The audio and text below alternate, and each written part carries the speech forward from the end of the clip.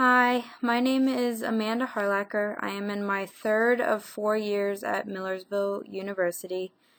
Some things I like are eating, baking, hiking and running with my dog, playing tennis, and I really like the show The Office. I do not have an internship this semester because I'm a part-time student, but I work full-time for the Children's Home of York. I've worked for that agency for 6 years, the first 5 of which I spent in a residential treatment facility, providing direct care services to clients. It was fun work, but it was also very challenging. Within the past year, I switched to permanency casework, and I provide adoption services to children and families, and I'm really enjoying what I do. Once a week, I go back to the residential facility I worked in, and I facilitate a sexual health group for the teenage girls that reside there. Right now, I live with my significant other, my dog Griffin, who's a mix, and my cat Bert, who just turned a year old. Right now, I live in East York, but I'm originally from Dover, Pennsylvania. It's a very small, rural town, very homogeneous, and I don't think through elementary, middle, and most of high school that I realized that people came from different backgrounds than myself and were drastically different than me. I think that came once I got to college. I went to Gettysburg College for my undergrad. I graduated in 2011 and I studied Spanish and English. Going to Gettysburg was definitely culture shock for me. Many of the students were from very wealthy areas, but I was able to volunteer in an after-school program called El Centro. It was started by a local professor there, and it was an after-school program for Hispanic youth. Every day after school, Monday through Friday, they got a snack, they received homework help, and there was some structured free time for them.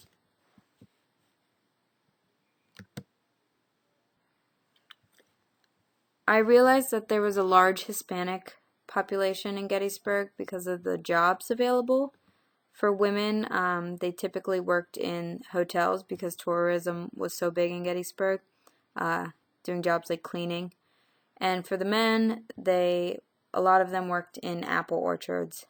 Because these jobs were low paying and required them to work long hours, their children often suffered. They didn't have adequate supervision after school. They weren't receiving any help with their schoolwork. And some of the kids we worked with were falling into some negative peer groups because of this. So at El Centro, I was able to see the problems facing this specific population of students. I also, through a work-study program, worked in the local elementary school, so I was able to compare and contrast the students in the after-school program with the quote-unquote regular population. And in the Hispanic youth that I worked with, I always saw higher rates of aggression, ADHD-like symptoms. They struggled more with their work, and after talking to them, I realized that they were facing a lot of unique challenges, yet being held to the same standards as everyone else in school while they were facing drastically different circumstances. And for a lot of these kids, it was fear of deportation. Some of them only had one parent living with them in Gettysburg, whether or not the other parent was not in the picture or chose to return to the country of origin or was forced to return. But that was something that weighed on these kids' mind and affected their schoolwork and their behaviors in and outside of the school. So that kind of led me to think about school social work and the importance of that role. And I started to think about education as not being individualized, and like I said, with standardized testing and grades and things like that, students are expected to achieve at a quote-unquote normal pace, regardless of where they come from, and that sets certain populations and certain people up for failure. I also have a sister who is 3 years older than me, and she's an educator in a local high school. Teacher, but she also does biology classes, gifted classes.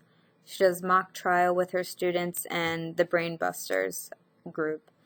And I know that it's a unique challenge for her to assist all the different needs of her students, whether they are failing in her class or they're advanced and they need extra work. And just seeing how hard some of these teachers, even the most dedicated ones, struggled to meet all the needs of their students was really challenging for them. And that also led me to think that school social work is important because teachers need assistance, and there's things a school social worker can do that teachers cannot, despite all their best efforts. So I'm really interested in helping students achieve the way they best learn, even if they're in a quote-unquote normal school setting. I think that there's always ways that they can learn, that they can help, they can stay on track, and compete with their peers.